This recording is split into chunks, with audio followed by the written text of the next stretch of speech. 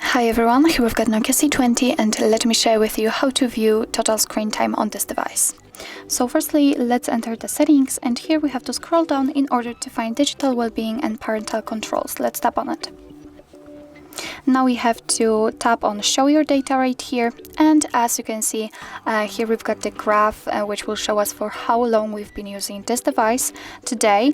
And as you can see, I've been using it for almost 10 minutes right now. Here you've got also the unlocks count and the notifications. What's more, let's take a look at this graph again, and here you can check for how long you've been using particular settings, particular apps. So in my case, the settings is the app for which I've used the most.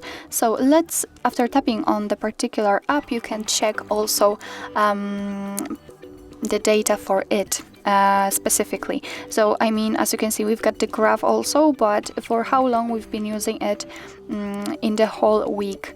And obviously I've used this device only today, and as you can see, that's why we've got only the information here. We've got that we've been using it for 8 minutes. What's more, we can change the screen time to notifications received and times opened, and also the daily we can change to hourly. Here you can also manage notifications for the settings.